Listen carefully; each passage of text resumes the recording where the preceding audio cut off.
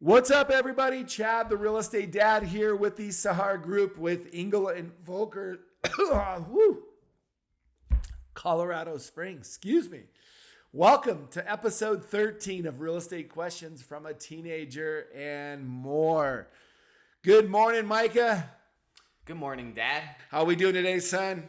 I'm doing great. Awesome. Well, let's dive in and let's see what questions you've been stewing on this week. Okay, I have a question regarding, is it possible to be the buyer's agent and the seller's agent for the same home? Wow, great question. So Micah's question, and I'm going to recap this with you, is it possible to have one agent represent you through the sale and the purchase of a home? Yes.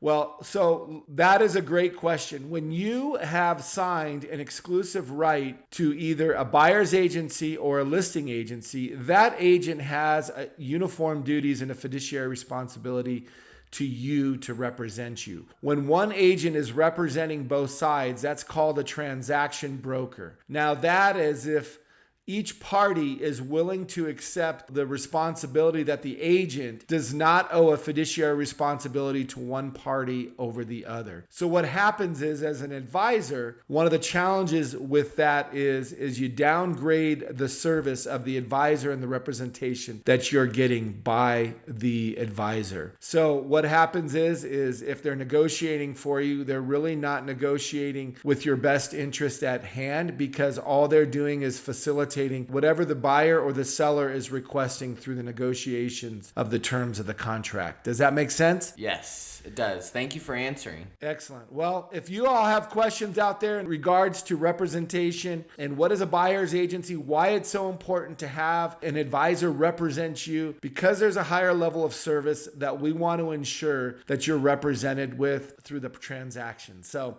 would love to answer those questions. Reach out to us.